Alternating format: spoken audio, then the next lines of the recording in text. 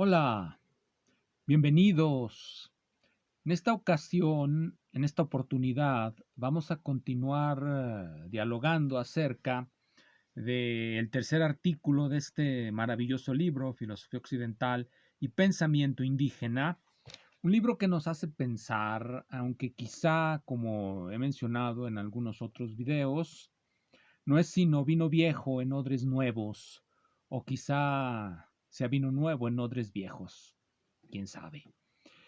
Pero eso es lo que vamos a tratar de elucidar ahora. El tercer artículo, el que estamos discutiendo, del que ya llevamos discutidos algunos de sus parágrafos fundamentales, se titula La mirada de los otros, filosofía occidental y pensamiento chamánico indígena, del doctor en antropología, doctor en filosofía, Próximo Maracame, poeta, literato, descolonizado, Leobardo Villegas Mariscal.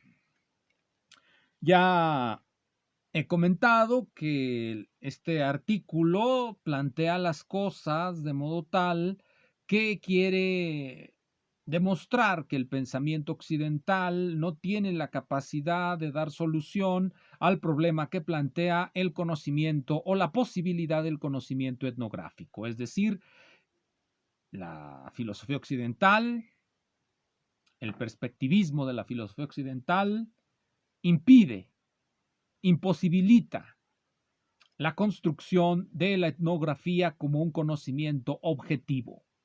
¿Por qué?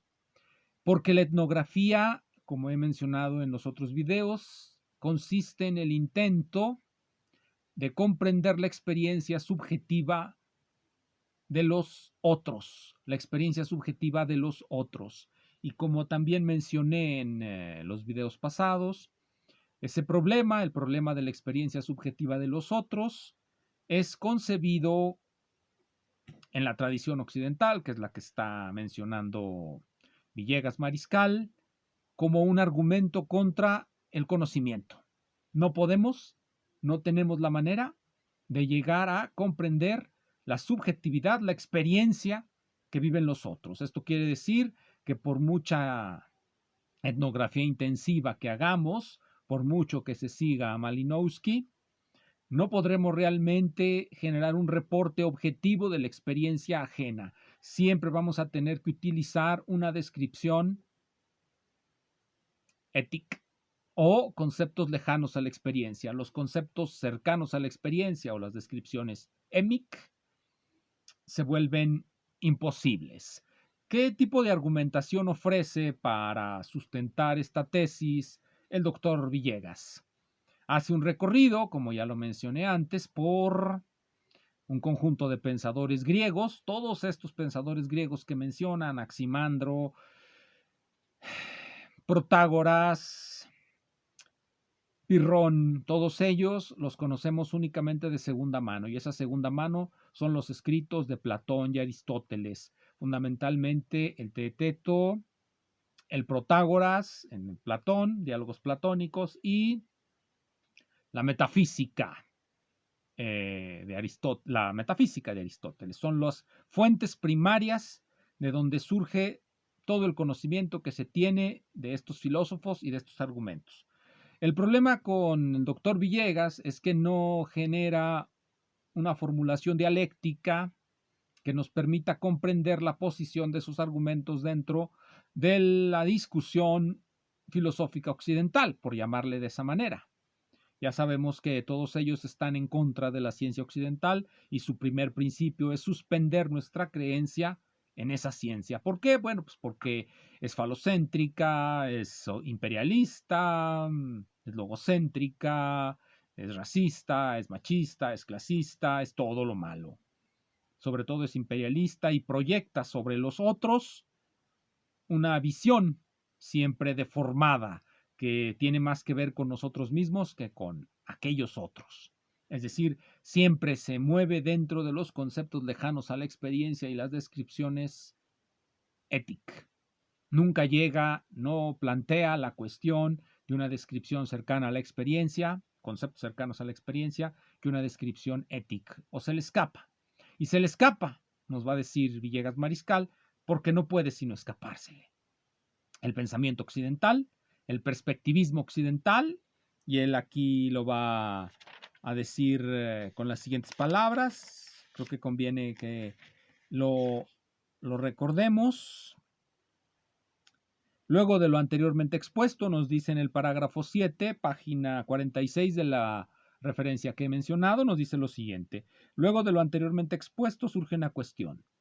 El problema de la intersubjetividad. ¿Cómo superar la barrera del solipsismo de las especies?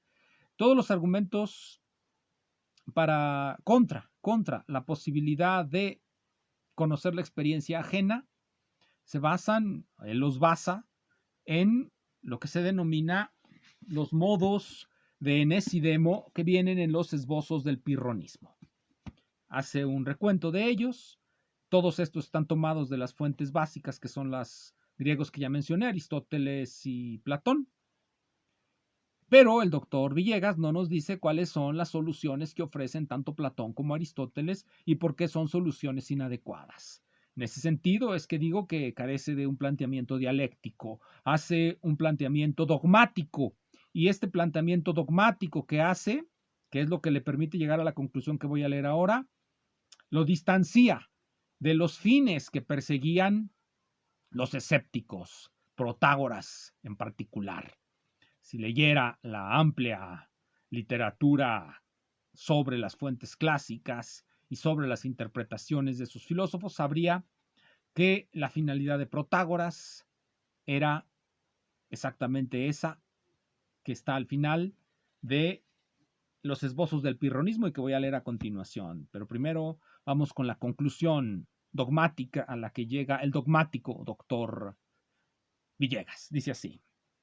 ¿Cómo superar la barrera del solipsismo de las especies? Existe la posibilidad de una comunicación entre los mundos de los distintos seres si sus anatomías perceptivas, es decir, sus constituciones biológicas no son las mismas. Recordemos que he comentado que las barreras que nos impiden comprender la experiencia ajena son, empecemos con algo muy sencillo, el lenguaje, como lo dijo Benjamin Lee Woolf, los sentidos. No podemos comprender otras culturas porque tenemos otro lenguaje y porque tenemos otras ideologías que son como unos anteojos que nos hacen ver el mundo de cierta forma diferente a la de los otros. Entonces, cada uno tendrá una percepción diferente del mundo y esa percepción no podrá ser rebatida. Es decir, no podemos discutir. Y aquí tenemos una objeción contra no es objeción, es la conclusión lógica. Como las culturas no pueden dialogar, las culturas están encerradas en sí mismas. Como los individuos no pueden dialogar, los individuos están encerrados en sí mismos. Todos somos solipsistas y no podemos comunicarnos con el otro. Sin embargo, esta reducción que hace el doctor Villegas tiene un problema. Resulta que sí nos podemos comunicar con los otros. Una objeción pragmática. Sí nos podemos comunicar con los otros en determinados casos y bajo determinados códigos. ¿Qué hace el doctor Villegas ante eso? Guarda silencio. No es dialéctico. Pero bueno, así es él. Es dogmático, por eso me refiero a que es dogmático. Somos, según él, todos mónadas, por utilizar ese terminajo de Leibniz, somos y estamos encerrados en nuestro lenguaje, en nuestra subjetividad, como individuos y como culturas y como especies. No podemos comprender a nuestro vecino, no podemos comprender a otras culturas y no podemos comprender a otros animales. Ese es su argumento. Por supuesto, tiene inmediatas refutaciones pragmáticas. ¿Cómo da cuenta de ellas? No nos la dice, guarda silencio. Él va por otro camino que vamos a ver a continuación. Voy a reiterar su pregunta. ¿Existe la posibilidad de una comunicación entre los mundos de los distintos seres si sus anatomías perceptivas, no nada más las anatomías perceptivas, su lenguaje, su cultura, todo lo que ya mencioné, sus constituciones biológicas no son las mismas? Aristóteles entendió que para algunos filósofos presocráticos como Empédocles y Demócrito, Anaxágoras y Parménides, esto no es posible. Cita al filósofo Aristóteles. Dicen, además, que a muchos otros animales les aparecen las cosas de modo contrario que a nosotros y que ni al mismo individuo, comparado consigo mismo, las cosas le parecen las mismas a través de la sensación. y ciertamente no está claro cuáles de estas sensaciones son verdaderas o falsas. Las unas no son verdaderas con más razón que las otras, sino por igual. Las sensaciones, pero eso sensaciones, se refiere a cuando hacemos la objeción utilizando nuestros sentidos, lo que vemos, lo que oímos. Pero también está la objeción cuando pensamos en la forma en cómo concebimos el mundo a partir de nuestro lenguaje y de nuestras ideologías. Eso ya sería el problema de la comunicación entre las culturas. Y también está el problema de la comunicación con los animales. Muy bien. Y concluye el doctor Villegas. Vayamos más lejos. De la parábola jainista del elefante y los ciegos al perspectivismo nietzscheano, esto no es posible. Es decir, comprender la experiencia de los otros, sea nuestro vecino, sea la cultura ajena o sea un animal, es imposible dentro de los términos del racionalismo occidental. Eso dice él.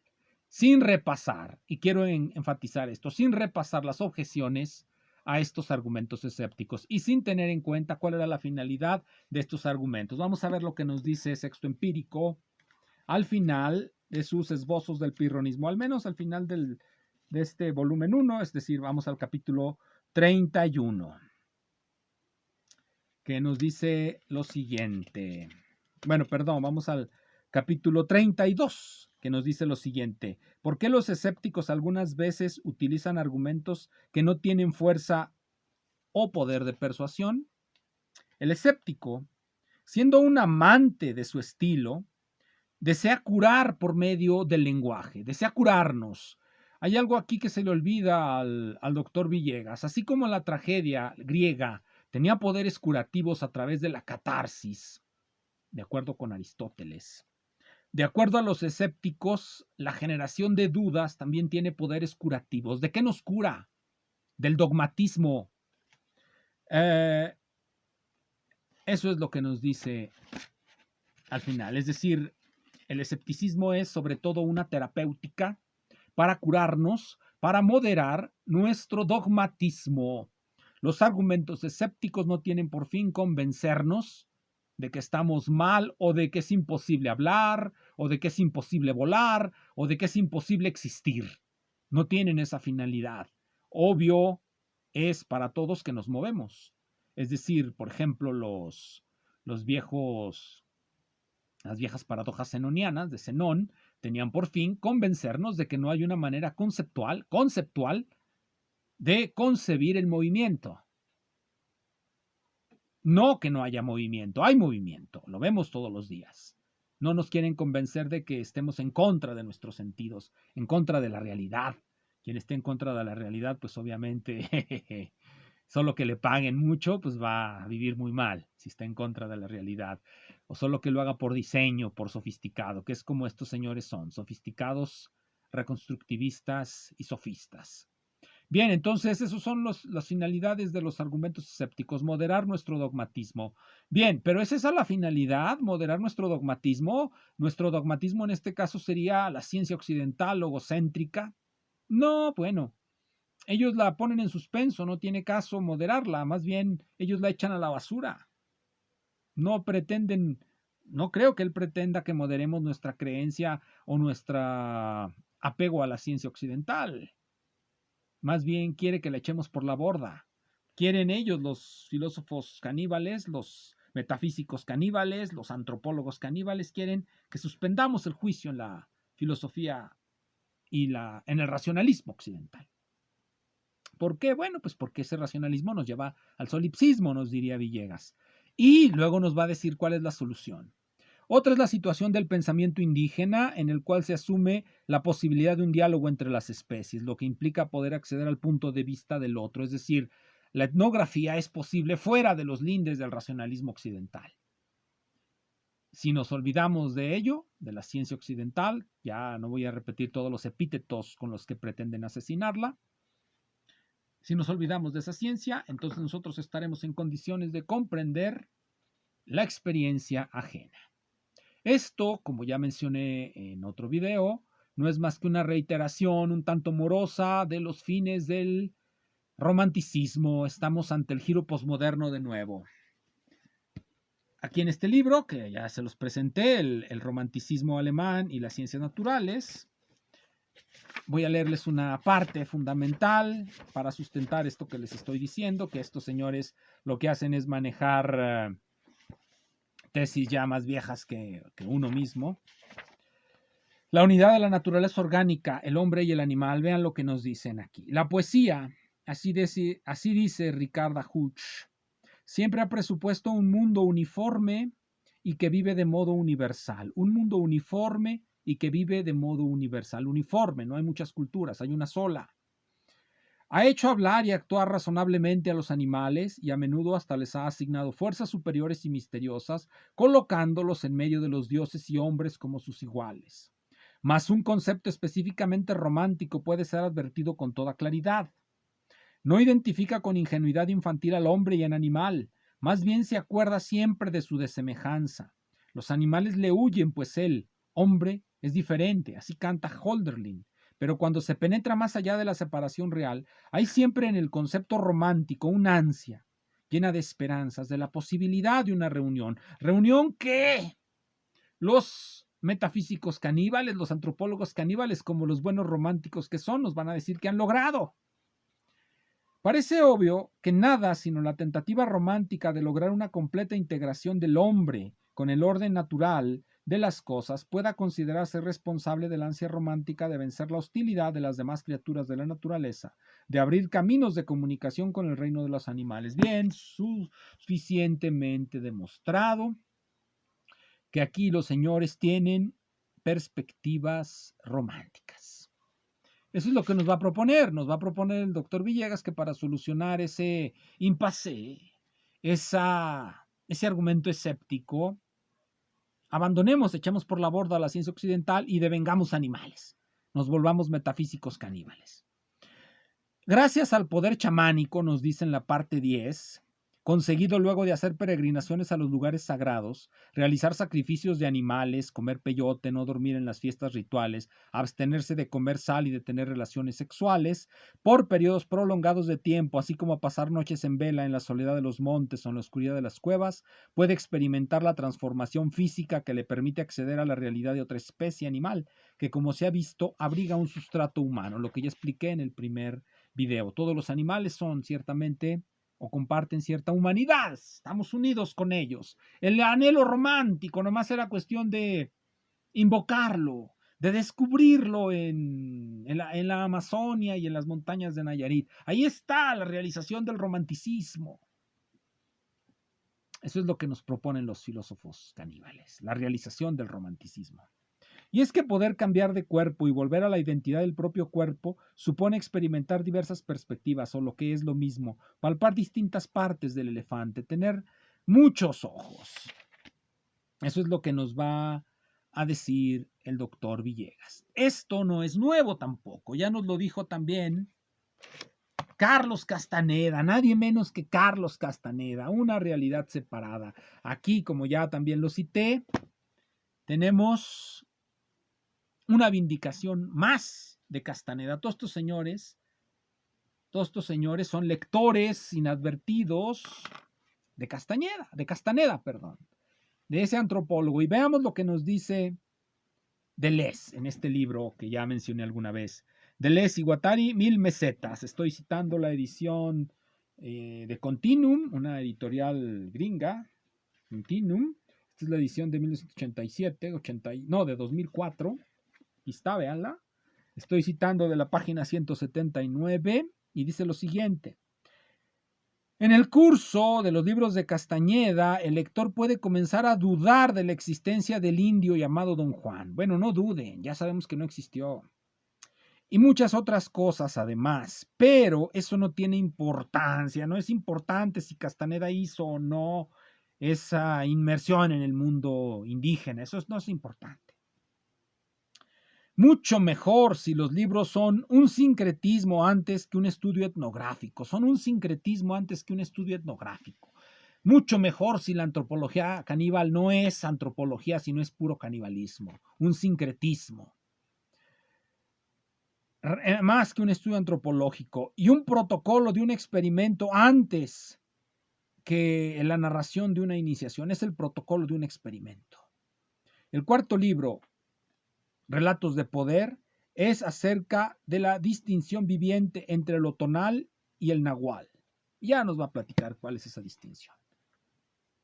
Bien, entonces tenemos aquí ya claro que los antropólogos caníbales, estos antropófagos del ego, son románticos posmodernos o son renovadores del romanticismo que creen haber logrado lo que Hölderlin y todos aquellos no pudieron.